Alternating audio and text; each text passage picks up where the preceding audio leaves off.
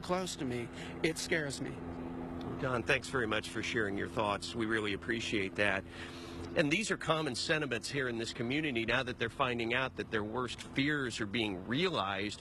And the fact that the Pulse is generally catering to a gay clientele.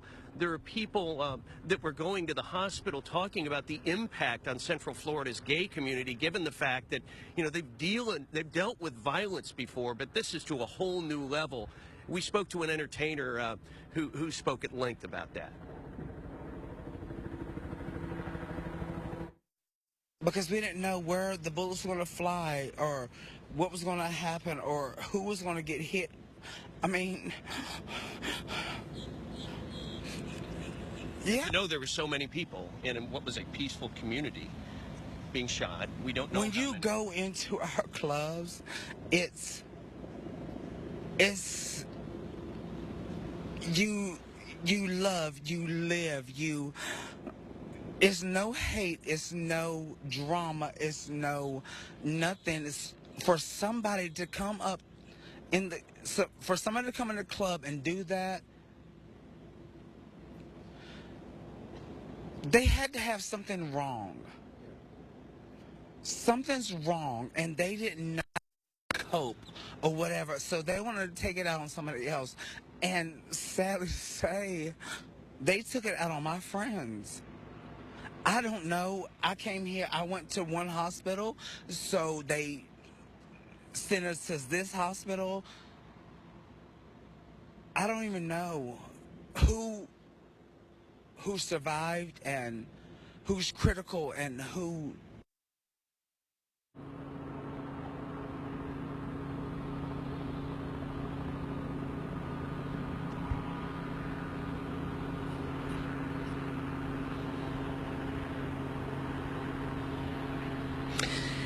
So as you can see, this is really starting to have an emotional impact, especially on Central Florida's gay community. But this is far more than that. This is certainly something that the sheriff described as an act of domestic terrorism.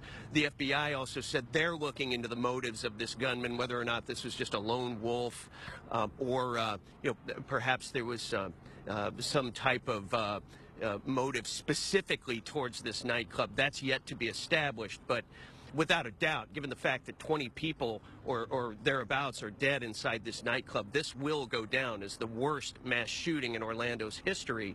And folks for years to come will be talking about where they were that morning, if they happened to be at that nightclub, where exactly they were, and how they lived through this terrifying incident. And Brett and Michelle, as I send it back to you, your heart goes out to those families that you know sometime today are going to get the worst call imaginable, the families of the 20 people who've been killed inside.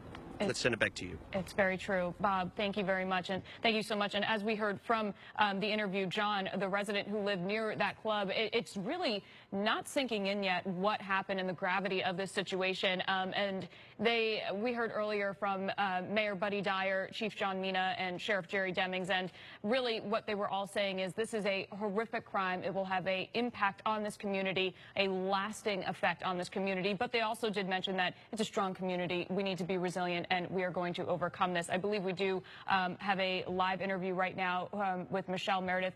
Michelle, do you have Terry with you right now from the LGBT Center of Central Florida?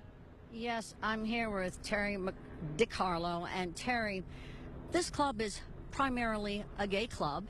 And how does this affect the gay community? Well, I think it affects the full community, everybody.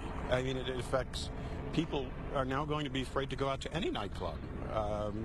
We don't know for sure that this was just LGBT related. I'm working with the police right now to find out, and they're working as hard as they can to figure out exactly what went down and what happened.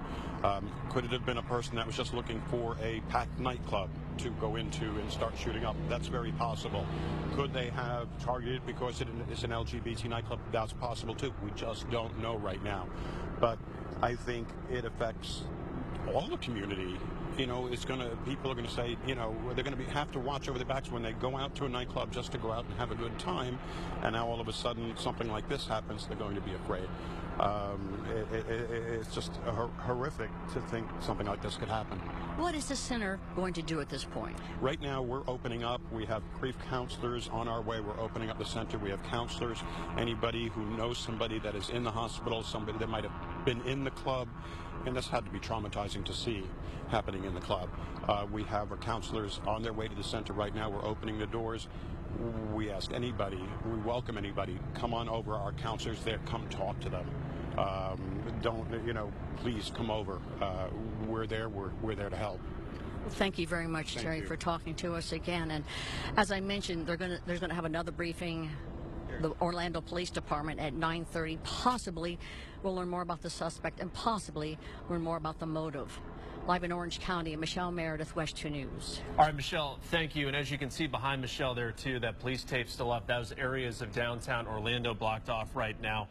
Pulse nightclub near the corner of Orange and Cayley Avenue, still obviously an active scene in that area as they begin to process some information right now. But this is the scene right after the shooting. So that shooting is a little after 2 o'clock this morning. And then victims are quickly taken to the hospital. 42 shooting victims were brought to the hospital. The majority, if not all of them, we believe, brought to ORMC. See a woman getting loaded into an ambulance here, but we've also seen patients that were taken in through police cars. We saw one person taken by a pickup truck because there were so many shooting victims right after this man opened fire with an assault rifle. He was also armed with a handgun. And this is really between that 2 to 3 o'clock range. Then the standoff. While all this is going on right now, there is a standoff going on inside the club where police surround that area. And for a couple of hours, that crisis negotiator is called in. There are presumably people that have already been killed inside of that club until the SWAT team storms in at 5 o'clock in the morning and is able to rescue 30 people. So this is while all these first responders are attending to those victims and bringing them to the hospital, there is still an entirely active scene going on between that 2 to 5 a.m. range at the nightclub before they were able to kill that shooter at 5 this morning. And as Brett was saying, people were being loaded onto pickup trucks and into cars. We heard Stewart say people were walking to the hospital. This is a massive scene. And we heard Sheriff Jerry Deming say that at least 100 sheriff's personnel were engaged in this response. And that is just his department alone. That's not including Orlando PD. That is not including the several fire departments from local counties. And that is not including the FBI that was also on the scene helping take care of this situation. Also, Sheriff Jerry Deming saying this morning, this is a tragedy for our community, a time that we need to come together. And they say that these agencies are all going to be working together going forward as a collaborative effort to make sure that this community is safe and secure going forward and to get to the bottom of what happened. Let's take a listen to what Jerry Demings had to say earlier this morning. As we move forward, we will make every effort that we can to ensure that this community remains a safe and secure community. We have that commitment from all of the local law enforcement agencies. We have multiple sheriff's offices and police agencies who have committed to work to that endeavor. So that was about 7:15 this morning. We are expecting another press conference around 9:30 this morning. We're hoping to get more updates. We still have very limited information. We have no identity on the shooter. We don't have any motive right now being discussed. But at 9:30 this morning, we are going to get an update from that press conference. But right now, we do have Stuart Moore, who's been live on this story all morning. Stuart, you are now stationed outside of ORMC, where you've been for the last few hours. You've talked to some new people who have been arriving there on the scene. Who have you talked to? We've talked to several people, obviously, Michelle, most of which was this morning because most of them have now gone inside the hospital to find out the latest about their loved ones. But we had a moment that happened on live TV earlier today. Bob Keeling and I were both outside of the hospital. This is shortly after Massive Syria, as we talked about earlier, when they were bringing those people, rushing them to the hospital in the back of those pickup trucks and in the back of those squad cars and the ambulances that were rushing to this area. And we had a moment with a mother who was waiting to find out what happened with her son. And Bob was interviewing her, and I was coming on next to do the next part of our report, and she says that I'll just let you listen to it, and you can hear what she had to say. Orlando, so he does go to, the clubs. He was just at SeaWorld. I just talked to him at 6 o'clock. Well, we're going to stand right by here with you as we try to get more information about what's happened to your son, as well as the other victims. And again, we wish you all the best, and the minute we find out, we're going to share that with you as well. I'm listening to you too, because I'm listening to you guys too, because you guys can get information and you'll let us know. Like if there's how many fatalities, when you're letting the public know, then we'll know, and nobody else is telling us. Right. So you're going to find out who's shot, how many fatalities, and how many they have here, or if they go to other hospitals. So I know you guys are doing a good job. So thank you, and I'm going to stay by you guys too, so I can hear what the updates are. And that was earlier this morning. Tough to hear, even for the second time now after we experienced that live. But as we now found out, 20 people, approximately 20 people died inside a Pulse nightclub last night during that shooting. 43 others rushed here to the hospital, some of which that we saw for our own eyes were brought in, some of them very responsive, others not so responsive.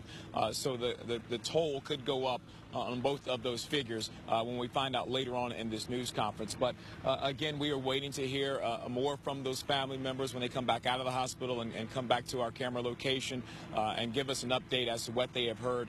But an emotional morning, to say the least, on all accounts, from all the people who have been involved with this. We've seen several chaplains come to this location from the police department. We've also seen several medical examiner vans leave this location just a short while ago, heading to Pulse nightclub to start and retrieve some of the bodies that were involved. Now, we've also, and as we're speaking now, more of the police law enforcement force starting to leave this area. The road remains blocked at this time, but that could open up. I would imagine it would be closed for most of the day as that investigation continues, about a quarter mile from where we are right now. But we're staying on top of that, and we'll give you the latest updates as soon as we find out more. Back to you.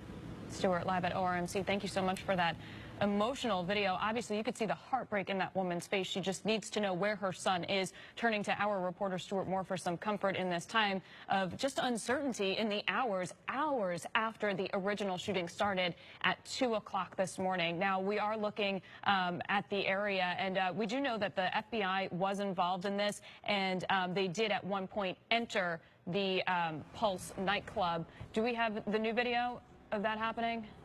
Okay, so this is them. They are entering the nightclub. They are trying to clear the scene. So what we do know at this time is that one shooter, well prepared, armed with an assault rifle, a handgun, and possibly even a device, walked into this club and started shooting. Officers did engage in a battle with that suspect, a gunfight with him. 9 officers, to be exact, with the SWAT team. 1 officer was injured in that exchange. That officer's life was likely saved, according to Chief John Mina, by his Kevlar helmet that he was wearing at that time. And just remember, while all this is happening, a total of 320 people were believed to be in that club at any given time.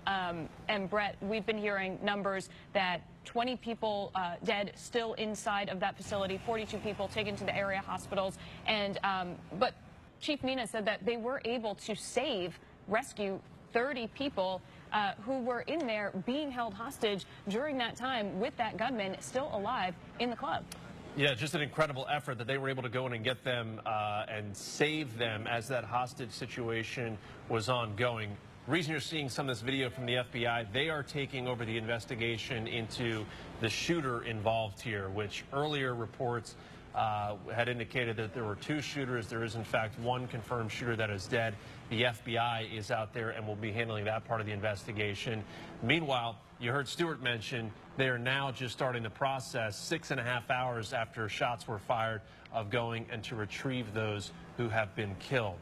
We want to go back out live now to Bob Keeling. He has been on this all morning long. Bob, you've been at the hospital. You've been in the neighborhood around this area.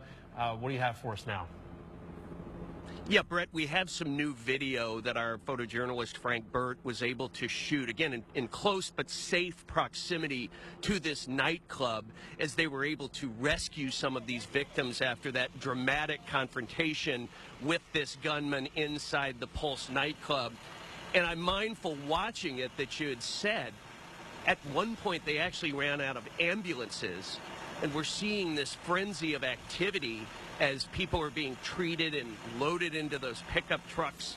And then as we saw that very dramatic scene, those trucks went from there where those folks were being loaded up, screaming down Orange Avenue, literally, with a police officer on the loudspeaker telling people to get out of the way. So obviously it was a very urgent situation for those. We also saw folks being loaded on to an ambulance who, to best describe it, were in a state of shock. A young woman who appeared to have a leg injury, a man whose eyes were just glazed over.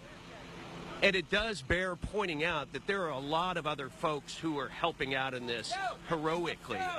A lot of law enforcement officers from other jurisdictions, as well as just regular people who were either in the nightclub or around it at the time and did whatever they could to try to help the wounded. We spoke with one of those folks.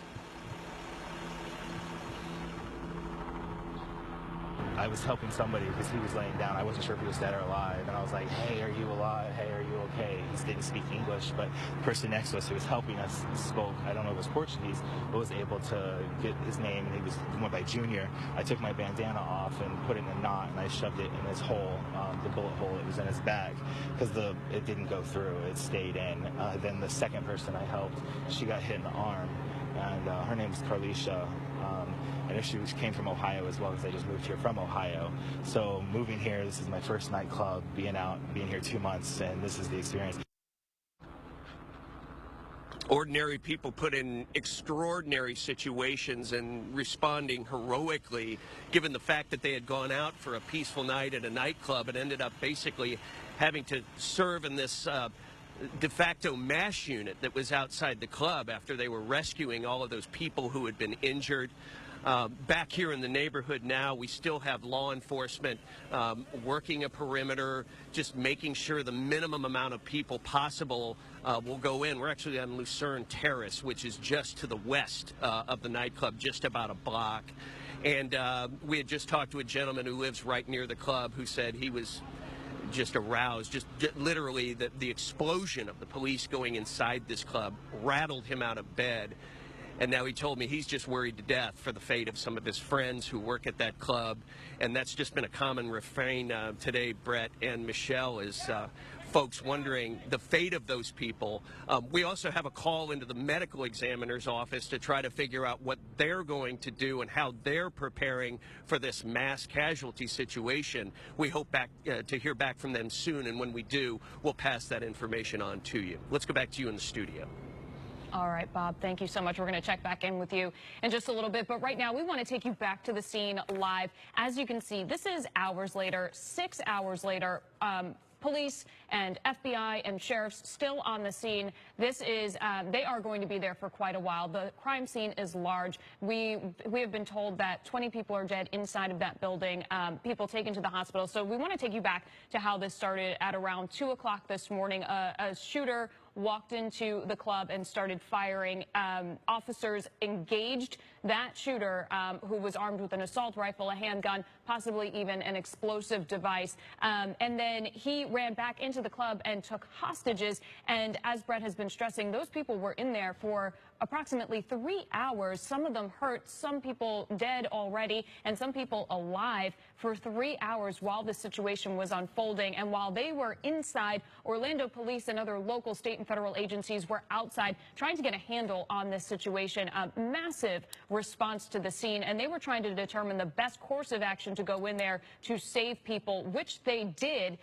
Wound up saving 30 people by entering, and how they did that was they created a distractionary device, so an explosion, which we heard here live on our airways around 5 o'clock this morning, again 3 hours after this whole situation started. Stuart Moore was live on the scene. As he was talking, he heard the explosions behind him. So what they were doing is they were distracting that shooter so that they could essentially go in and take hold of this situation and take control of the situation. And that is exactly what they did. They also so as that explosion was happening and they were distracting him, they drove through, is that correct, Brett, the SWAT vehicle into the building, and yes, you saw some damage to the outside of Pulse nightclub, and they were able to enter that way. And you just mentioned that explosion, where that was a distractionary device that went off. We want to show that to you. This is at 5 o'clock in this morning, used as a distractionary device, and then the SWAT team storms in. Take a listen.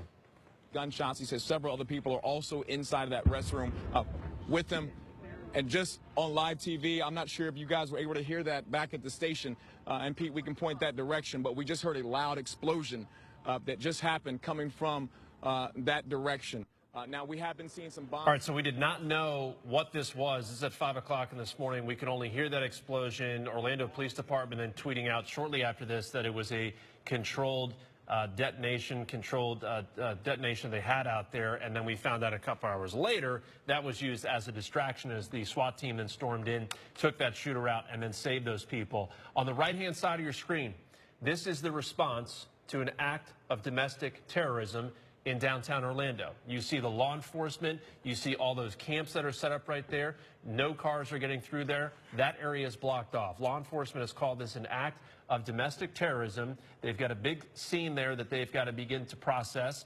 As they do that, it is important to point out that the Florida Department of Law Enforcement, as well as the FBI, is stressing they do not have any other indications of a threat being carried out right now, either in Orlando or Central Florida, or by the attractions, obviously, because we understand that so many people are in our area on vacation. They say that no other threats at this point in time. But again, this is a response to an act of domestic terrorism as we take a wider shot from up above. And as this situation has been unfolding throughout the morning, again, beginning at 2 a.m., we've been hearing different accounts from people who were either in the club, in the area, working nearby. We now have a new account from the hospital, a person who just happened to be at the hospital unrelated to this situation. And we have their account of what was happening as they just happened to be at the hospital. Let's take a listen to what they saw as they were there this morning. It was like chaos, man, really chaos. I saw people, it was bringing people in on stretchers. A lot of them had the sheets pulled over their face, but you could tell, I saw one guy, he was laying there and like blood was just pouring from the back of his head. And like 3 or 4 times we went on what they call a cold silver to where they thought the active shooter was inside the hospital. And they had us locked in different rooms. It was really crazy. I've never been around something, and I'm still not discharged yet. But I was able to come outside to go to my car, but now my car's inside what they call the perimeter zone, so I can't move my car. And the guy said I probably won't be able to move my car all day. What were you thinking when you were inside? Man, I was wondering what was going on. I heard over the thing that they had massive trauma victims coming in, but I had no idea what to expect. But like I said, I was right there in the hallway when they started bringing people in. It was really ugly. It was really ugly, man.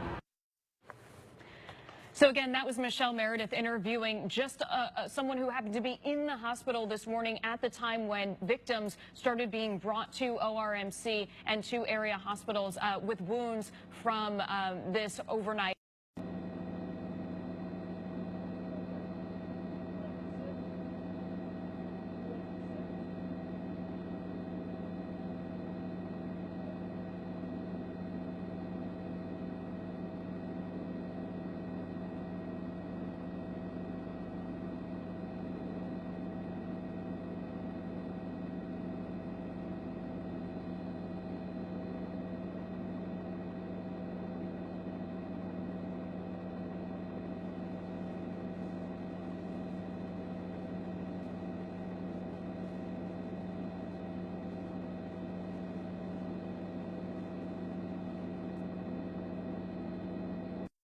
Community, tonight we had a crime that will have a lasting effect on our community. We need to stand strong. We need to be supportive of the victims and their families.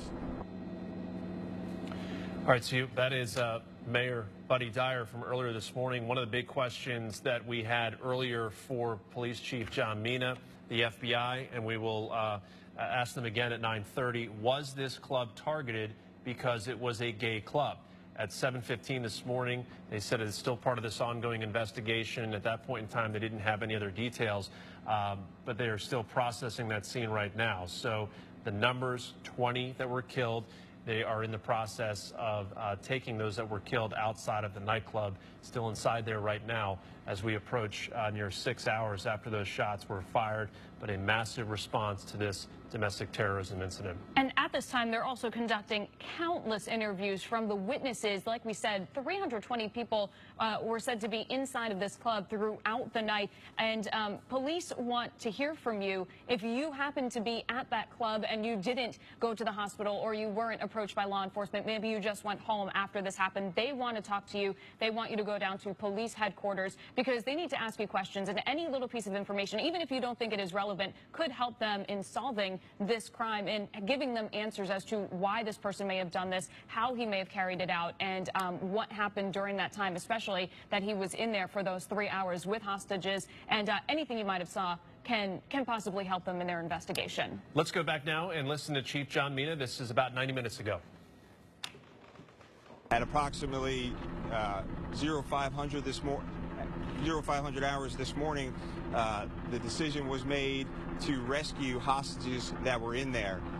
Our SWAT officers exchanged gunfire with the suspect. The suspect is dead. He appeared to be carrying a rifle, an assault-type rifle, and a handgun. Okay, so that is Chief Mina about 90 minutes ago as we go back now to a live look over the club as they continue to remain out there on the scene. We've heard from eyewitnesses, and they are actually busing lots of those eyewitnesses to a police location where they can begin to interview them. A lot of that's going to be based on the shooting, but there is a whole other group of eyewitnesses that were inside the club with this shooter for a couple of hours. And clearly, what that conversation was like, if that shooter was in fact talking to any of these witnesses, we just don't know. We have spoken to many witnesses. We have not spoken to any witnesses that were inside the club during the hostage situation, at which point there was a crisis negotiator outside of there, as well as that large police presence. And that was a couple of hours before the SWAT team stormed in. So a lot of what they're going to be speaking with is going to be those eyewitnesses that were inside the club. Did they have conversations with the shooter? Did the shooter talk to them while inside? What exactly was going on? Clearly, all part of the investigation that is going to be unfolding today. We want to go back live to Stuart Moore. First, he was outside of the club this morning. Now he has moved to ORMC, where he's been stationed for quite a little while. Stuart, before you told us that you have seen family members showing up, they wanted to know what happened to their loved ones. They were asking even you guys information about what was going on, and then they were directed inside. Have you seen anyone leave the hospital, maybe with some answers, any resolution to their questions? Michelle, as you say that, I'm just starting to see some people that have come out. One woman who just walked past us, she's too far down now for us to turn, but she had some of her shirt and pants covered in blood. So presumably she was inside the nightclub when all this happened. She had that stunned look on her face because when I asked if she was okay, I didn't ask to speak to her. I could just tell.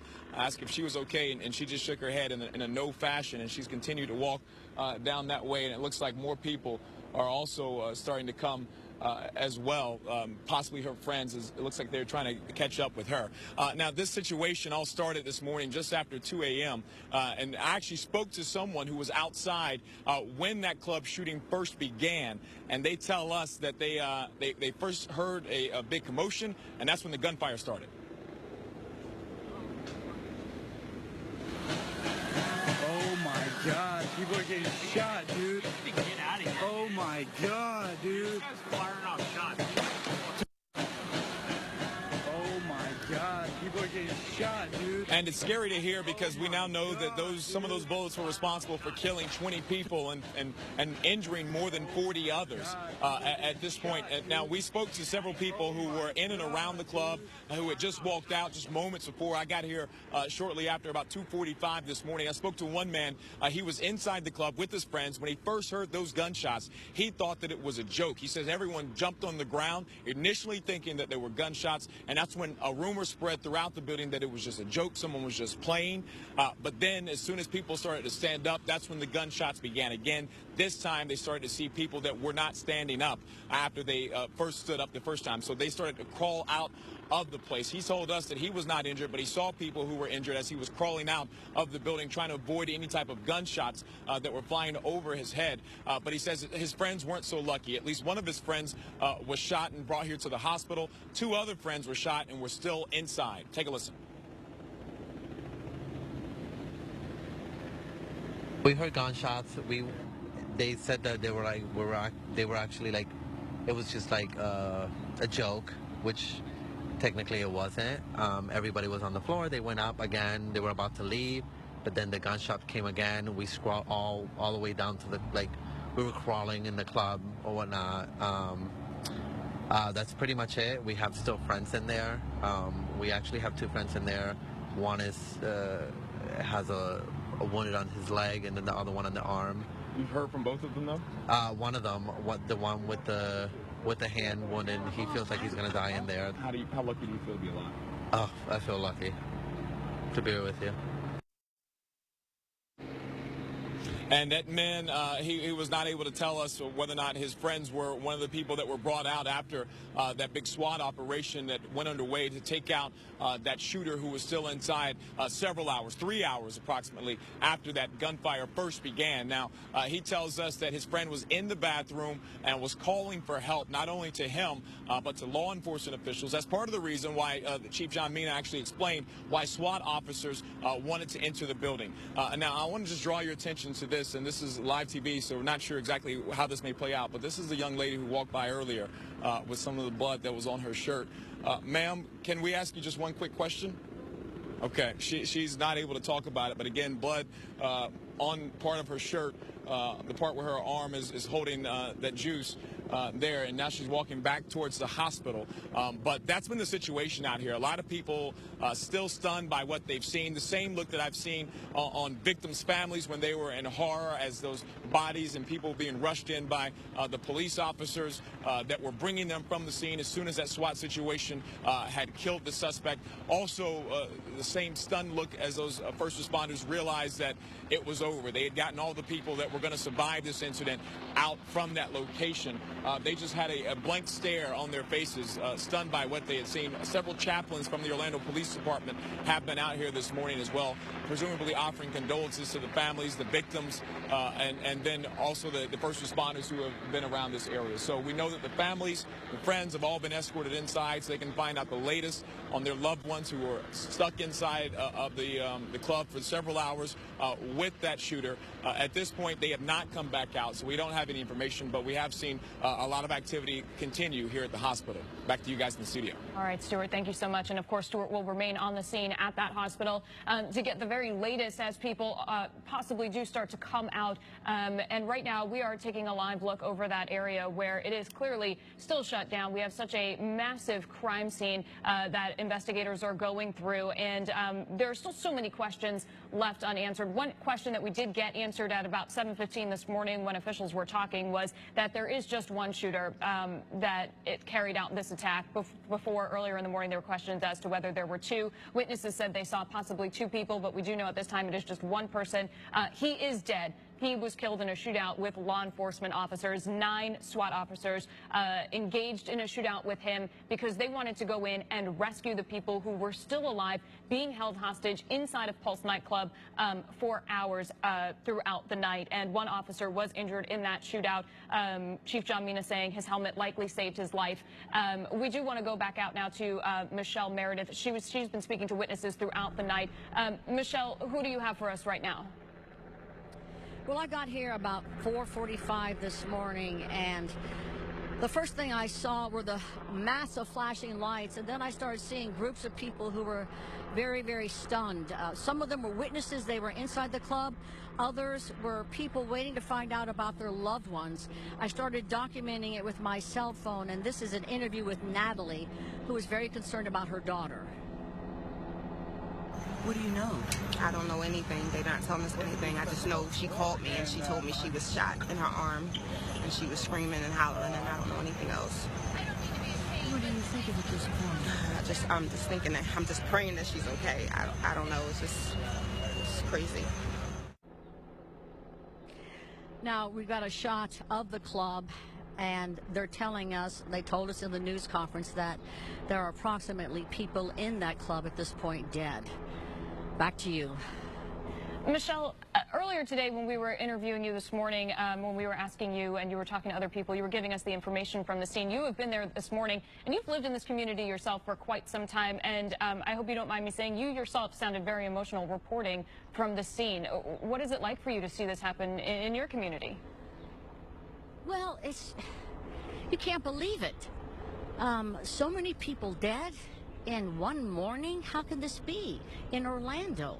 And it just seems like as a reporter we keep every day covering more and more and more, and today, I mean, 20 people dead. That's the worst mass shooting we've ever had. So yes, it's emotional. It's difficult to see your community like this. I guess it's difficult to report on it. Clearly, Michelle, we appreciate you sharing your thoughts with us. She has spoken to a lot of people that have been down in that area for the last couple of hours. Just want to go back to what Stuart was mentioning just a moment ago. He's outside of the hospital as you're taking a live look over Pulse nightclub. He's outside of the hospital where family members are showing up, and they are going to learn whether or not their loved ones have been injured or have been killed. And we are approaching 7 hours since shots were originally fired. And I'm sure you can't even imagine the anxiety and the desperation from those loved ones as they are waiting to hear news. Was my loved one injured? Were they killed in this? You would imagine that phone calls and text messages have been exchanged. Some have not been answered. And it is those who have shown up to the hospital, many of them, to find out if their loved ones was around the 20, as the police chief says right now, that are still inside that club, that were killed hours ago, and they are beginning the process of surveying that scene, processing that scene, and taking those folks that have been killed out. And Brett, as you've been saying, family members have questions, witnesses still have questions, we still have questions as to exactly what happened throughout these hours when this shooter was approaching the nightclub, when he was in the nightclub, and after he's been killed. We want to know so many answers, and at 9:30 we are going to be getting another briefing from police, sheriffs, and the FBI. Again, local, state, and federal law enforcement working on this case right now because of the scale of it. There are dozens of people dead, and we did hear from officials just a short time ago, approaching now about 90 minutes ago, and we do have Mayor Buddy Dyer, who spoke first at that press briefing this morning. Listen to a little bit of what he had to say this morning. Tonight our community witnessed or experienced a very horrific crime. Many lives were lost and many more individuals were impacted by witnessing the crime.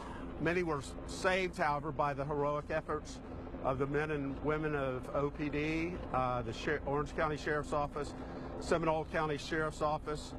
We have great cooperation from FDLE and the FBI, all our law enforcement agencies, fire departments from Orlando, Seminole County, and Orange County, and all of the hospital personnel that have been working through the night.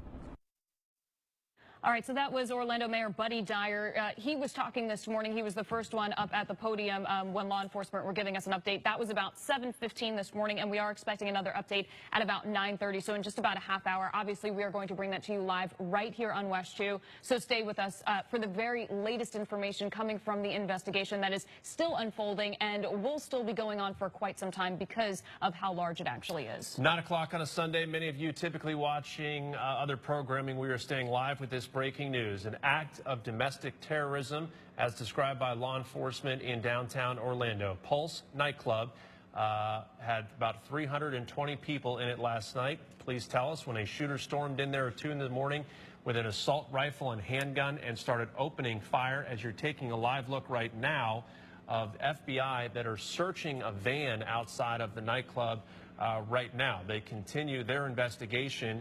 The shooter in this was killed by a SWAT team and police members at 5 o'clock this morning. So about 3 hours after a hostage standoff, that shooter was killed inside of the nightclub.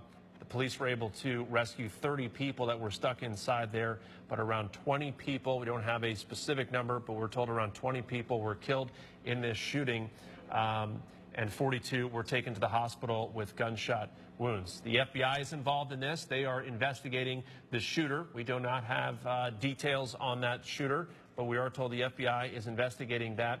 And we also are told no indication of any other threats, even though this is referred to as an act of domestic terrorism. No indication of any other threats, that coming from the Florida Department of Law Enforcement, as well as reiterated by the FBI. And if you are just joining us, this started around 2 o'clock this morning. Obviously, our cameras were not there when it initially happened. We did get there to the scene very quickly after that. But before we could get to the scene, witnesses did what witnesses often do these days. They pulled out their cell phone and they started recording what happened. And one witness shared his video with us of shooting actually happening at that time. We have that for you right now.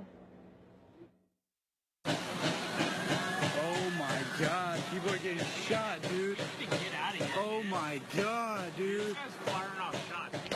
So, as you can see, gunshots, just one after another, after another. This was just after 5 o'clock this morning. So this was as the scene was unfolding. People had so many questions at this time. They didn't know what was happening. But as you can see, law enforcement was already there. So this was the shootout with police and that gunman. So that shootout occurring around 5 o'clock this morning. But again, that ended a 3-hour hostage standoff. That shooter was killed in this. As we take another live look over, you can see that machine down there. The bomb squad was called in very early on in this. There were indications that that shooter had some sort of device or had reference to witnesses that he also had a bomb with him.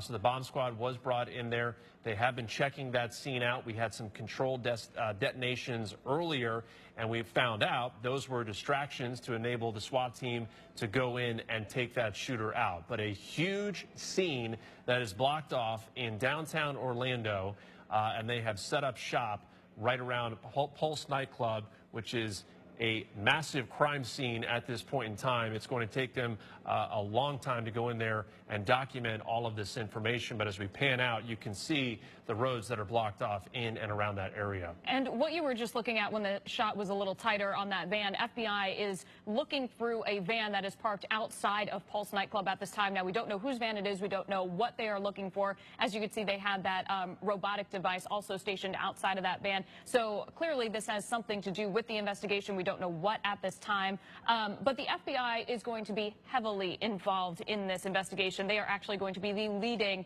force in this investigation going forward. They're bringing in every resource to help get answers and to get to the bottom of what happened here. They say they're going to follow the facts to the very end. And they're also they're promising transparency. And they're saying that they want to know what happened leading up to the event, what happened during the event, and now afterwards. They are saying that because there are dozens of victims in this shooting, that they are classifying it as a act of domestic terrorism. And they said in any case when there is a shooting that leaves this many victims behind, they do classify it like that. And they are trying to see if this guy was working with anyone else, if he's a lone wolf, who exactly he is. And that's how the investigation is going to go forward today, tomorrow, and hereafter with the FBI, with sheriffs, and with police. So you're looking right now at a device. We've seen this out here for the last couple of hours where it's unclear if that went into the club previously, but because of the large law enforcement presence that's surrounding that club, gives you an indication their level of comfort that there is nothing inside there or around there that is going to explode. The chief mentioning that there was a concern, some sort of device a little bit earlier related to that shooter, but they have been with this machine there, with the bomb squad out there for at least 4 or 5 hours now. Probably closer to 5-6 hours. The bomb squad has been out there responding to that after there were indications that this shooter might have another explosive device with them. And, you know, we bring it back to people that are at the hospital waiting to find out if their loved ones were killed in this shooting. But I continue to think back from 2 and 5 o'clock this morning when so many of you were sleeping. There was a hostage situation inside of this club. And from what we found out later is people inside there that were being taken hostage with the shooter still inside, were reaching out to police, whether that was from a phone call or a text message, giving them an indication, we have people alive inside this club and we need help. And that is when the SWAT team, with their plan of setting off 2 distractionary devices, were able to then barge in there and rescue at least 30 people around 5 o'clock this morning. And unfortunately, as those people were rescued, there were some folks that were then brought to the hospital. So they clearly had some wounds on them, probably for a couple of hours, in those gunshot wounds, because you're talking from 2 to 5 in the morning, and they were taken to the hospital. And right now, as we hover over the Club Pulse in the corner of Orange and Cayley Avenue, those around 20 people that were killed, again, still inside that club, as the medical examiner's office was headed over there with their vans, and they begin their process of examining that scene and taking those bodies out. And again, it's been nearly 2 hours since we got our last update from local, state, and federal law enforcement. We're waiting for an update at 9:30 this morning. But at 7:15, when they did speak, we got much more information about what happened throughout the overnight hours. We want to let you listen to Sheriff Jerry Demings, who spoke at that conference. Again, this was earlier this morning. We have had as many as about 100 of my personnel who have been actively engaged in this incident. I will also reiterate that this is a collaborative effort between our federal, state, and local law enforcement authorities. At this time, the Central Florida Intelligence Exchange Center has been activated. That is our intelligence sharing consortium for this region. We will be working along with the FBI as well as the other law enforcement agencies as this investigation continues. Okay, so you were just listening to Sheriff Jerry Demings. He was speaking about 7:15 this morning, and we're just getting word that there is an urgent need for blood at this time. O negative, O positive, and then AB plasma blood donors. They want blood. Obviously, there are so many victims in this shooting. So if you are one of those blood types, they are asking for your help and for your blood to help the victims in this mass shooting. Now, we're also learning that only one presidential candidate has tweeted about the incident here in Orlando overnight, and that presidential candidate is Donald Trump. He said, really bad shooting in Orlando, police investigating possible terrorism, many people dead and wounded. So that is our first presidential candidate to acknowledge the shooting that has happened here overnight.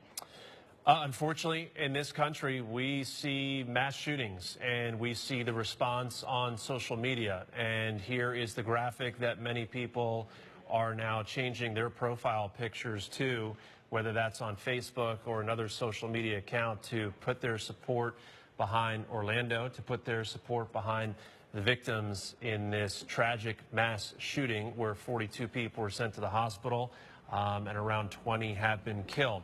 So that is the picture that you will probably see growing on your Facebook page throughout the day and throughout the week. As we show you another live picture out over this scene where law enforcement continues to investigate this area.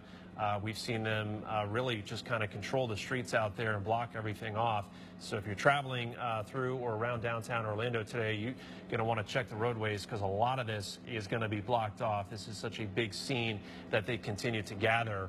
I will point out the hospital is about a quarter mile away from Pulse nightclub. So in terms of proximity, that is definitely helpful in terms of getting those patients out of there. Right after the shooting at 2 o'clock this morning, there were so many. We just heard Michelle talk about how they need blood. There were so many victims in this that some were taken by ambulance, some were taken by police cars, some were taken by pickup trucks to the hospital, getting people out of there as quickly as possible, but certainly being close to ORMC, hopefully helpful in treating those folks and saving lives. And just as Brett was saying, we want to set the scene for you right now. This nightclub, Pulse, is about, would you say, a quarter of a mile from ORMC. So here's a look at the map right now. This is at the corner of Orange and Cayley in downtown Orlando. This is Pulse nightclub. So if that is the area that you need to be heading to today, just be warned that this street is blocked off. So you aren't going to be able to get through around this nightclub throughout much of the foreseeable morning and possible afternoon because of how big this is. And you can see there are crime scene investigators out there right now. You see someone documenting the crime scene, taking pictures, and they're in their suit because this is a crime scene that they need to keep secure.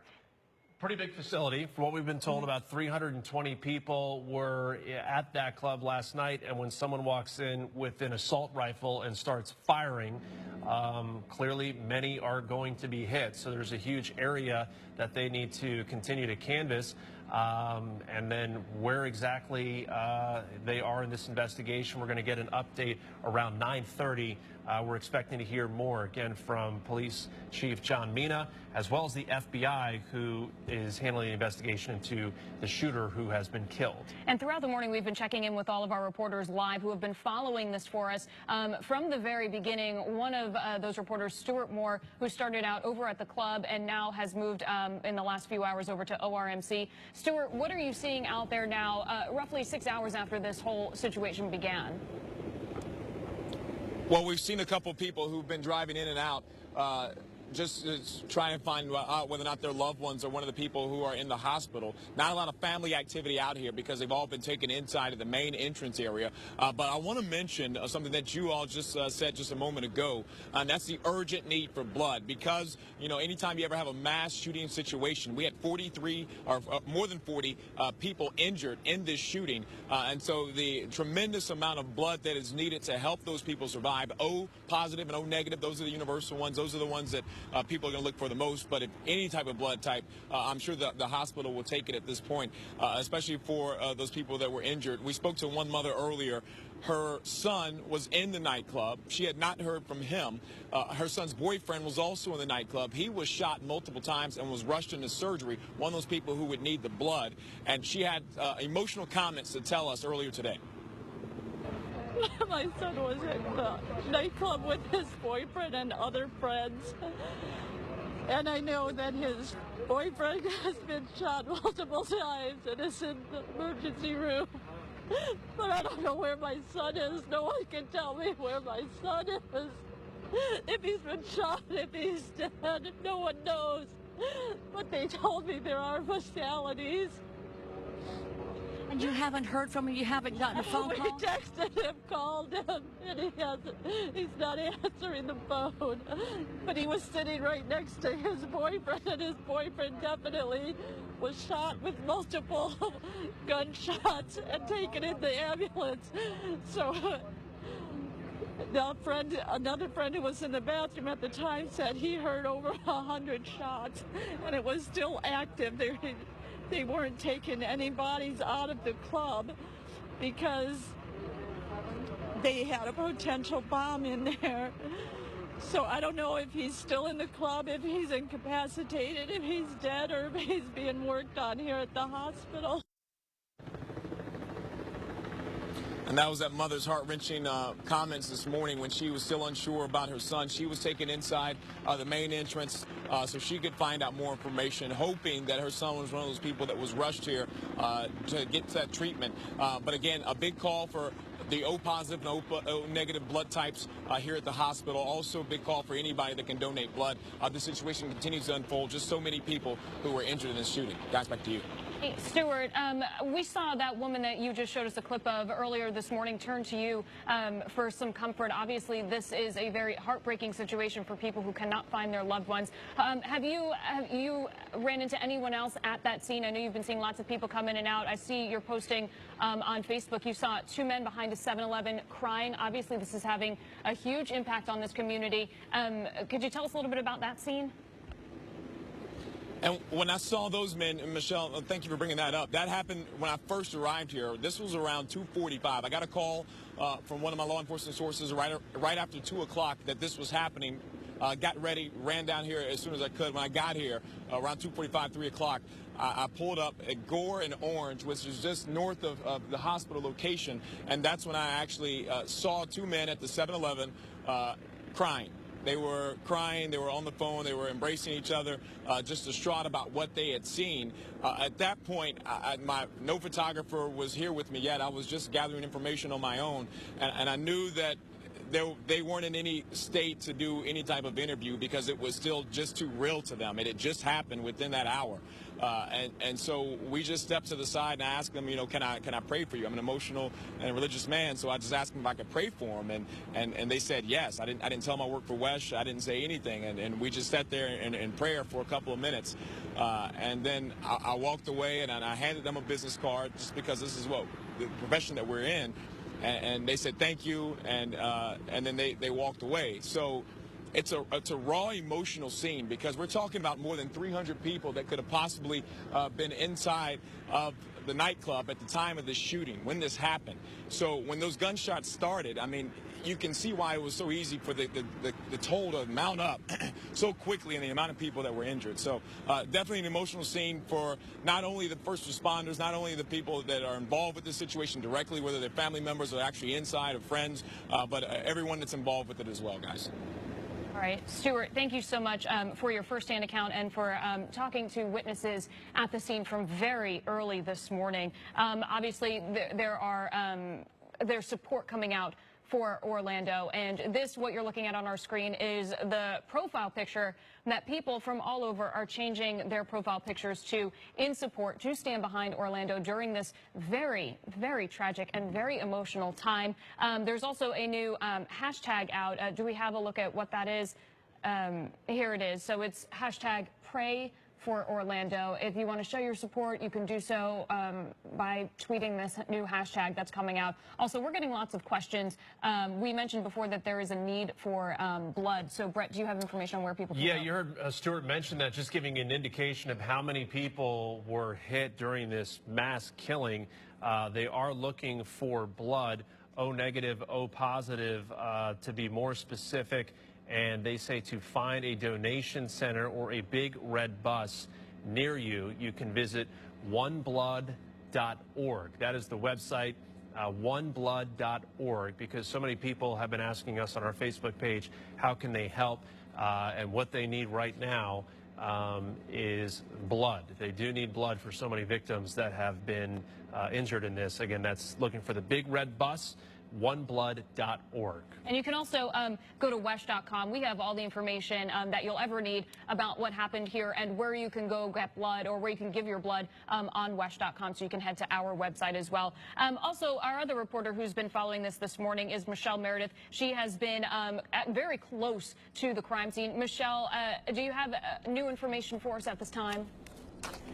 Well, when I first got here, I interviewed a witness by the name of Christopher Hansen, and he has been interviewed many times this morning. I interviewed him live on TV, but this is his first account of what happened, which I shot on my cell phone. He's a very articulate witness. I ordered my drink, and by the VIP lounge, I remember the couches, and then all you heard was bang, bang, bang. It sounded like a Ian Twin song, you know? Then you see around and you see everybody just falling and blood, and I dropped down to the ground and I tried crawling out with my arms and elbows, and I saw the person next to me that was shot, and I made it out. And when I did across the street, there was a guy who was hitting his back. I put his arm over my shoulder to help stand him up and carry him across. He was bleeding all down his leg, so I took my bandana off and knotted it and put it where the bullet hole was to hold the pressure until we got some help. And then Christopher Hansen told me that he feels very fortunate that he survived. Live in Orange County, Michelle Meredith, WESH 2 News.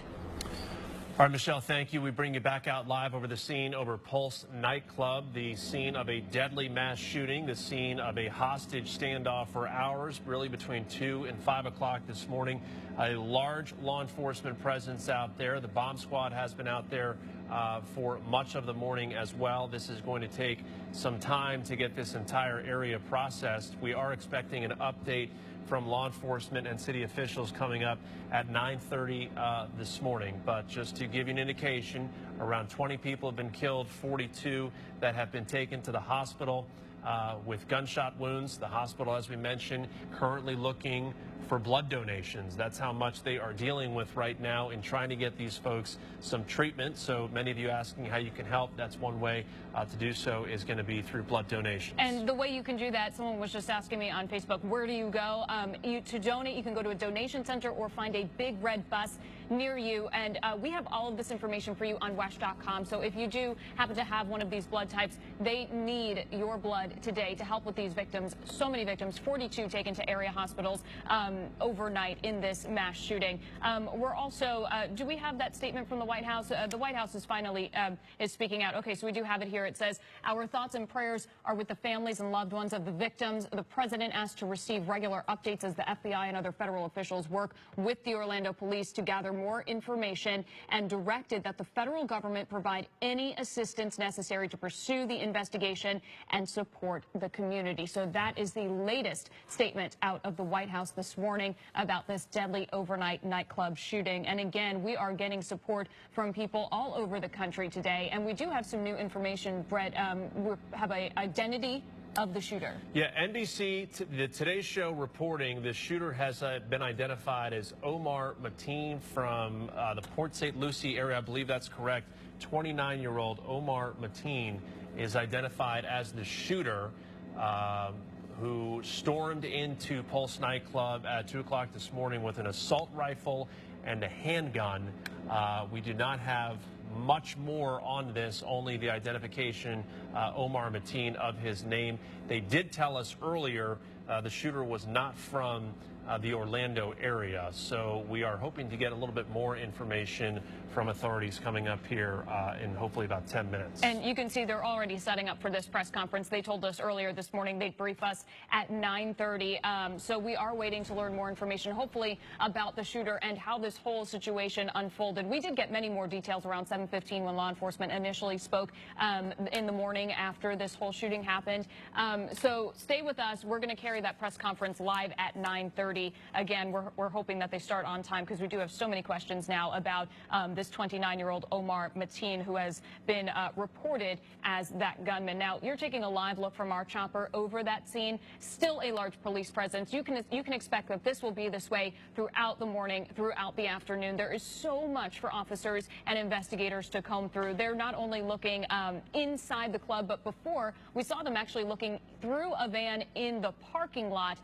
We don't know whose van that was or how it is tied to this investigation, but we did see FBI combing through that van. We did see one of their robotic devices nearby. And again, this shooter was said to have walked in with an assault rifle, a handgun, and an explosive device. So they are still combing this area to make sure that there are no explosive devices in or around the Pulse nightclub. And the FBI did say that they're considering this an act of terrorism, domestic terrorism at this time. They said anytime that we have dozens of victims, they classify it as terrorist activity. Now what they're trying to find out is the motive behind this attack, why this person who has now is being reported to be identified as Omar Mateen, why he did this, why he carried out this attack, and if there was any indication before today that he had any intentions of doing this, because Brett, like they said, he was well prepared and for this type of attack. Yeah, and that press conference has now been pushed back to 10:15, so 45 minutes from now, where we are looking to get more details. I want to get back here for a moment, if we can, to how you can help, and how you can help right now. Certainly immediately is with blood. We have more specifics on what you can do. There is a blood donation center that is open up at 345 West Michigan Street in Orlando. 345 West Michigan Street in Orlando. Another center is off of Commodity Circle near Sand Lake Road and John Young Parkway. And we are told that other centers will be opening as soon as they've got some staff in place to get that blood that they can then get to some of these victims that have been shot overnight outside of Pulse nightclub. And the other way that you can help out is if you were in this club at the time of this shooting and you, by any chance, went home and you didn't go to a hospital and you weren't interviewed by police, if you were in this inside this nightclub at the time, they want you to go down to police headquarters and give them any information that you can, whether it be small details or big ones. They really need any piece of information they can get to help to help learn more about what happened here overnight. Also, on the scene all night long, our own Stuart Moore has been from the club at the hospital. Stuart, what can you tell us at this time? Well, Michelle, you guys mentioned the call for blood in the different locations where you can go, one at Michigan Street and one on John Young Parkway. I actually just walked up to the emergency room a short time ago because I have O-positive blood, which is one of the ones that they have made a call that they need. They will not take your blood here at the emergency room. They prefer that you go to one of those centers, and then those centers will then transfer this blood to those victims that are in so desperate need of that life-saving measure. So make sure that you visit one of those centers. Do not come here to Orlando Health if you would like to donate any blood. I just tried to do it a moment ago. They asked that I go to one of those centers, so I'm asking you, for me, since I'm here, to make sure that you get out there to one of those centers, to all of our viewers this morning. Now, we've spoken to dozens of people who were either inside the club or know someone inside the club, and all their stories are just terrifying when you listen to the details of what they went through to make sure that they could get out, and some of those that were not able to get out. But I want to give you a listen to one woman's account that we spoke to earlier today on how she said that one of her friends fared while they were inside. Once he heard one bullet go off, he hit the deck, but where he works in lighting, he wasn't able to see up. But when he got up, he said that there were just bodies everywhere, and that he just ran out, and they just kept telling them to run as fast as they can. But we're not sure. We're still waiting to hear from some friends who haven't called us back or texted us back, and he just seems really scared. And that was just one of the accounts that we heard. There were literally about 36 people standing outside of the hospital when the SWAT team ended it, and they shot and killed that suspect when they stormed that nightclub, and they started bringing those people from the nightclub that were injured to this location in the back of those pickup trucks, in the back of patrol cars and ambulances, as you've heard before.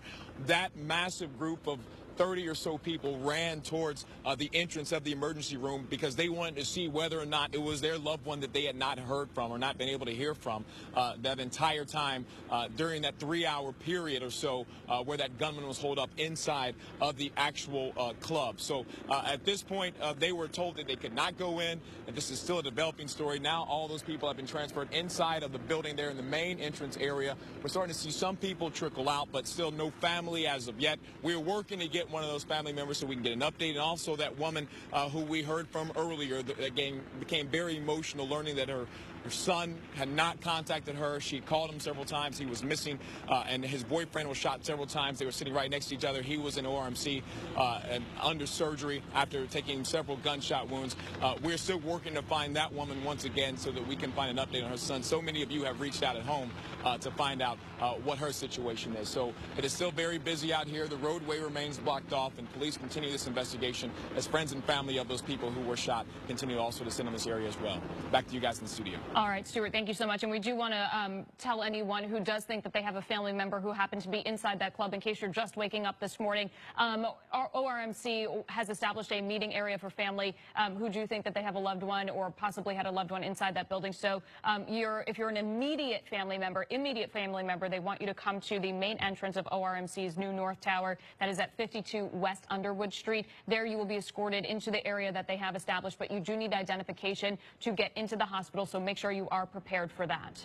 All right, we also want to bring you back to the shooting at 2 o'clock this morning.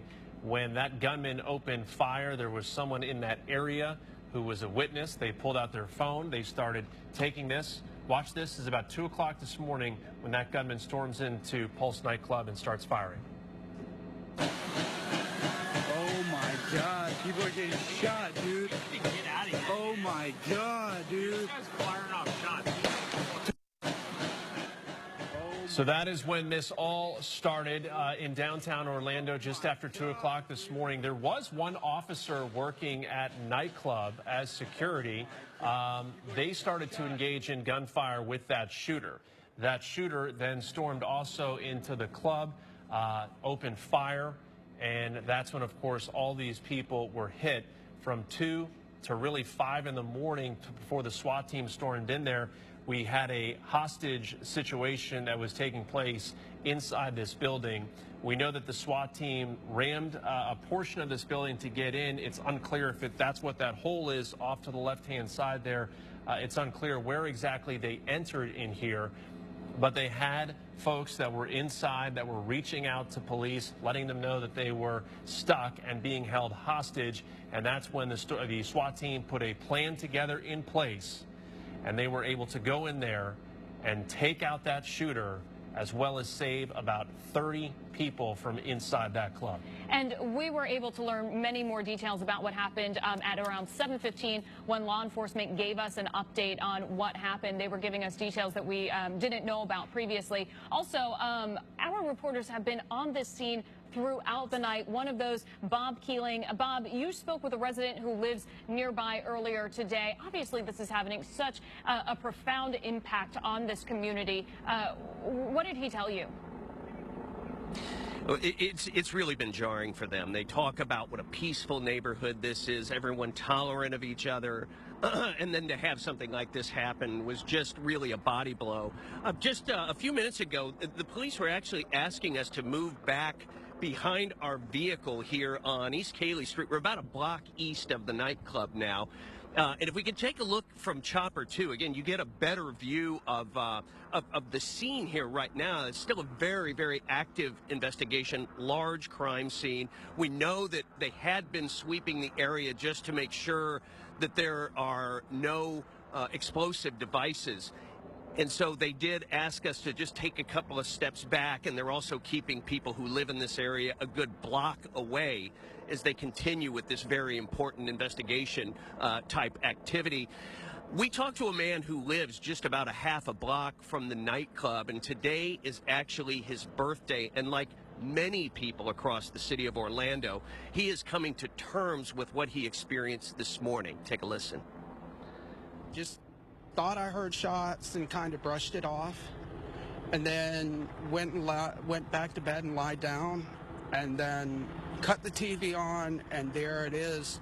Oh my God, right down the corner where I live, there's been major shooting, and and still stuff going on. And you said you got basically jarred back out of bed, didn't you? Yes, and then again, I was like, told my roommate, said, "You're not going to believe this." What? And we went and turned on the local television, and we were watching the coverage on Channel 2. And the thing about it is that tried to go back and rest anyway, and not only that, just trying to be safe.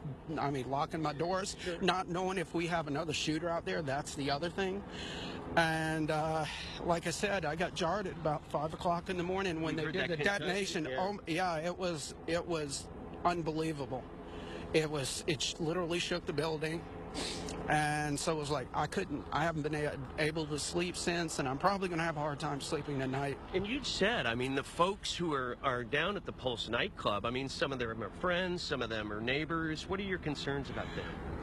Well, knowing the fact that I have some neighbors down there that I haven't seen come back, of course I have the concern about that, because... Back live now, you can see an officer standing behind an Orlando police crime scene van as they continue the important work of going through this area just to make sure that this shooter did not bring any sort of explosive devices that could still pose some sort of threat. And it bears repeating, if you're curious about what's going on down here, now is not a good time to try to come down and take a look, because all of the streets are blocked off anywhere between Cayley and Michigan along Orange Avenue, so you're not going to be able to get close to this scene. So if you could just stay away and let law enforcement do what they need to do. Let's go back to you in the studio. Hey, Bob, we just have a question for you. You said that they had you stepping back a little bit, and forgive me if you've already said this. Is that to make sure that there is no further threat to people around the scene? You just told people to stay away. Are they expanding the crime scene, or are they just telling you to keep a safe distance? They're not expanding the crime scene, Michelle. However, we have been told now on numerous occasions that there is still a large area that they have to go through and sweep to make sure that this obviously crazed gunman didn't bring some sort of explosive device along with him. And while that work is going on, they are keeping people back. We're about a block east on Cayley, and we've seen car after car being turned around. And people who live in this area, too, aren't even driving. I talked to a woman who said she's going on foot several blocks to go get dog food just because she's still a little bit jittery about what's going on out here. It's definitely a state of disbelief as people are waking up in this South Orlando neighborhood and finding out that in this club that's been, by all accounts, peaceful in the past, some gunman barges in there and, according to OPD, has killed as many as 20 people. It's surreal. They just cannot believe it. And as I said earlier, this is like a punch in the gut to this neighborhood. They're all in a state of shock, Michelle. All right, Bob, thank you so much. We're going to check back in with you in just a little bit. We want to give you another live look over the scene in downtown Orlando. Again, this is Pulse Nightclub. If you happen to just be joining us, there was a mass shooting overnight. 20 people approximately, we're told, are dead. Bodies still inside of the club at this time. 42 people taken to local hospitals. As you can see, this area near Orange and Cayley shut down at this time for this massive investigation involving state, local, and federal officials. And to bring you back to the scene last night, because we have spoken to so many witnesses, there were a little more than 300 people inside this club when that shooter shows up and starts firing armed with an assault rifle as well as a handgun. We've heard from witnesses that were inside that club that were in the bathroom. We've heard from other witnesses that were able to escape. We want to now hear from one individual who was inside the club and talks about hiding when this shooter storms in just after 2 o'clock this morning. Let's take a listen to this. The guy had he knew what he was doing because it was shot, 1 second, shot, another second, shot, and it just bullet goes through one person and goes to another, goes to another. Who knew what he had? You know, it was just unbelievable. You know, type of weaponry that a guy like that would have. So. And when you heard those shots, I mean, what did you do? Where did you go? I hid under in a closet. That was it. So. Was there other people in there with you? Yeah, there was other people with me. What were they saying? They were just waiting until, hey, don't come inside the closet, and they never came inside the closet. So we waited until then, and then the cops came to get us, and we have to give it up for the police here. They were they came in really fast. So. And so you were just listening to someone who was actually inside when it happened, and he said that he took cover when the shooting was happening. But, Brett, we've heard people say, I believe it was Stuart Moore who spoke with people who said at first they weren't sure this was actually happening. They didn't know if it was a joke, or they heard gunshots. They weren't sure if it was a real situation because of the music and everything that was happening. And then they realized when people were standing up, other people were still staying on the ground, and they realized this was a very real situation with people being hurt, people being killed. And hours later now, we know there are a number of victims, both dead and hurt, who are in the hospital, and bodies still in the club at this time where this massive crime scene is. And we saw people outside before, crime scene investigators wearing head-to-toe white, taking pictures and just getting evidence from this crime scene. And you can understand how people that are inside this place that are now an eyewitness to this event could think it's just something that's part of the show, can think that's just something that's a joke. You hear that all the time. Unfortunately, we see so many mass shootings, and that's usually one of the first things you hear from an eyewitness who's inside a venue. We thought it was a joke. We thought it was a part of the show because you're not expecting something like this to happen. You're not expecting to be in a club, and you heard Bob Keeling said that really hasn't had any issues in the past. You're in there hanging out, and all of a sudden someone storms in with an assault rifle. You're not expecting that to happen. So it is going to startle you, but you also might be a little bit confused as to what is going on. And that guy, I think, speaks to that. Yeah, and we heard an entertainer who we interviewed earlier this morning say that they were just out for a night of fun. So who thinks this is really going to happen when you're just going out to the club, a normal night for these people who just wanted to be out in downtown Orlando and celebrating with their friends, not expecting that this would ever be their reality overnight. And we also have to give props and credit to the people who are being called heroes this morning, who literally jumped into action, not knowing what was going on, realizing that this was an active shooter situation at that time, and helping people who were wounded at that scene in the moment. I mean, just incredible efforts by just regular people in the club. Let's go to an entertainer from that club last night that you just referenced, Michelle, and she spoke to our Bob Keeling a little bit earlier on. This is what she had to say. because we didn't know where the bullets were going to fly or what was going to happen or who was going to get hit. I mean, yeah. You know, there were so many people in what was a peaceful community being shot. We don't know. When you go into our clubs, it's you love, you live, it's no hate, it's no drama, it's no nothing. It's for somebody to come up for somebody to come in the club and do that, they had to have something wrong. Something's wrong, and they did not cope or whatever. So that was an interview from earlier this morning with an entertainer at the club. Bob Keeling, our very own Bob Keeling, was interviewing them. Obviously, lots of confusion as to why this attack was carried out at this club overnight.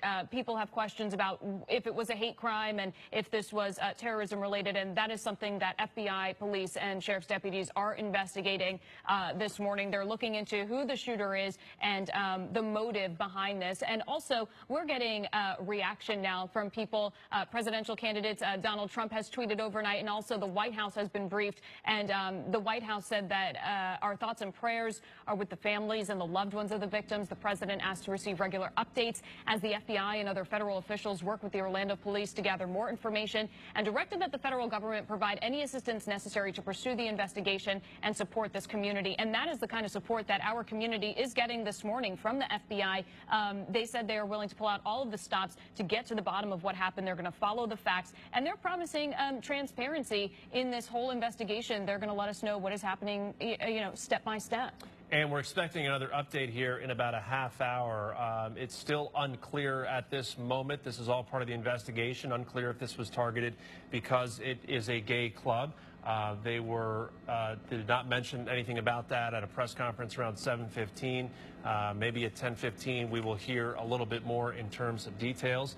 NBC reporter Pete Williams also has been covering this story extensively, speaking with his sources in the FBI and in law enforcement. Let's hear what he had to say as well. Really, there's sort of two ways to think about ISIS. One is sending people to the U.S., al-Qaeda style, to carry out an attack. That's one model. Early indicators are that's not it. What ISIS has been more involved is trying to reach out, find people that are like-minded in the U.S., and embolden them and encourage them to carry out attacks here. Early indicators are that it's the latter, not the former. Described by Orange County Sheriff Jerry Demings as an act of domestic terrorism. That's why you're listening to Pete talk a little bit about any possible connections or what he is familiar with in terms of this investigation. Again, important to point out the FBI and the Florida Department of Law Enforcement reinforcing no other threats that they are aware of at this time of terrorism. So it's important here because we do have so many people that visit Central Florida and Orlando because of the events and the attractions that we have here. And at this time, law enforcement, when we heard them talk earlier this morning, were saying that they're going to do everything they can to make sure that this community is safe and secure. They will do everything they can to make you feel that sense of security living here and visiting here in Orlando. But they also say it's important for you to do your part going forward. A good reminder, if you see something, say something. It is very important. If you see something suspicious, don't turn a blind eye to it. Make sure you tell somebody, because you could really save lives in that event if you do see something that turns out to be something suspicious, and that could lead to something. And they had so many witnesses in this case that they were busing them to a location to be interviewed by police because some 300 plus were inside that club when that shooter came in and started firing. One of our reporters who has been on the scene all morning long, probably close to about 4:30 this morning when she first arrived on scene, Michelle Meredith. She has spoken to countless witnesses out there this morning. Michelle, what can you tell us? Well, again, NBC has confirmed that the suspect, the shooter, is Omar Mateen, 29 years old. We're waiting for confirmation on this at a 10:15 news conference by the Orlando Police Department. But this is what Chief John Mina had to say hours ago at a news conference. approximately 02:02 hours this morning, we had an officer working at Pulse nightclub who responded to shots fired. Our officer engaged in a gun battle with that suspect. The suspect at some point went back inside the club where more shots were fired. This did turn into a hostage situation. From there, obviously multiple officers from various agencies responded. SWAT team responded. Now, in that earlier news conference, they told us that there were approximately 20 people dead, 42 injured, and I suspect at this 10:15 news conference, they will update those numbers.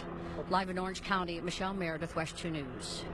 Just huge numbers in terms of this mass shooting, and because of that, in terms of being to help out, the hospital is looking for blood donations because they've got so many people that they have treated from this shooting. You can see some of what they are looking for this morning in terms of those blood donations. And we are waiting, like Michelle said, to hear from police and sheriffs and FBI again. We were expecting to hear from them about 9:30, but now they have pushed that back. Obviously, they have their hands full with this kind of a crime scene. So now it's been pushed back to about 10:15. On the right-hand side of your screen, you're seeing our microphone already set up at that press conference. We are waiting, standing by to get any new information that will come out of that 10:15 press conference this morning. So make sure you stay with us. We're going to continue, obviously, to follow this developing situation that's still going on right now. And our chopper has been live over this scene for hours at this time. So many of you waking up to the news this morning because this did happen overnight, starting at 2 o'clock this morning.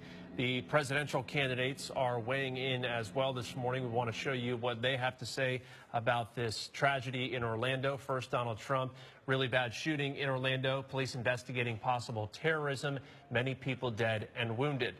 Hillary Clinton this morning woke up to the devastating news from Florida. As we wait for more information, my thoughts are with those affected by this horrific act. And also, we're hearing from the White House now, a statement just coming out. Our thoughts and prayers are with the families and loved ones of the victims. The president asked to receive regular updates as the FBI and other federal officials work with the Orlando police to gather more information, and directed that the federal government provide any assistance necessary to pursue the investigation and support this community. And people are supporting also in other ways. Like we've just mentioned, you can give blood to help out with the victims who so desperately need it. Also, like you said, people are coming out on Twitter. There's also a new profile picture that people are using to show their support for our community, and a new hashtag. And you see this, you know, after situations like this all the time. Here it is for you right now. So this is what people are changing their profile picture to on social media. Also, the new hashtag Pray for Orlando is being used right now, and it is trending on Twitter for obvious reasons. And if you click on it, you can see news updates. And obviously, stay with us right here. Right now, there are 177,000 tweets with the hashtag Pray for Orlando. So you can just see how this is having an impact here locally and across the country. Meanwhile, a very, very tough situation over at the hospital, over at ORMC, where families have shown up trying to determine if their loved ones were killed in all this, because this is such a big scene. It is taking some time to get all of that together. Some families over at ORMC waiting to learn if their beloved ones are injured in this, if they were killed in this. Certainly a level of anxiety and desperation that is unimaginable. Stuart Moore is outside of the hospital. He has been there for hours. He watched patients come in very early this morning. He has been speaking to witnesses from that nightclub, loved ones of some victims. Stuart, what can you tell us this morning? We just spoke to a woman, and she was very brief because she was trying to run and get back to inside the hospital. Her cousin was in the nightclub. She has still not heard from him. No one in the family has.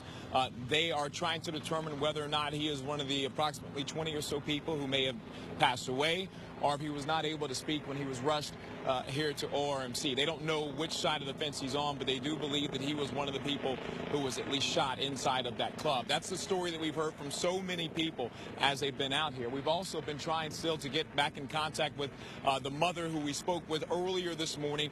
We spoke to her 2 different occasions because she was asking us questions because she wasn't getting any information at all. She told us that, as we mentioned before, that her her son's boyfriend was shot multiple times, and sitting next to her son's boyfriend was her son, who she's not been able to hear from at all.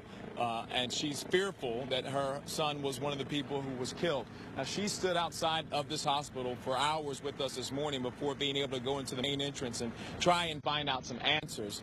And at one point, she became very emotional about the ordeal on live TV. Orlando, so he does go to, you know, the clubs. He was just at SeaWorld. I just talked to him at 6 o'clock. Well, we're going to stand right by here with you as we try to get more information about what's happened to your son, as well as the other victims. Yeah, and again, we wish you all the best, and the minute we find out, we're going to share that with you as well. And I'm listening to you, too, because I'm listening to you guys, too, because you guys can get information and you'll let us know. Like if there's how many fatalities, when you're letting the public know, then we'll know, and nobody else is telling us. Right. So you're going to find out who's shot, how many fatalities, and how many they have here, or if they go to other hospitals. So I know you guys are doing a good job.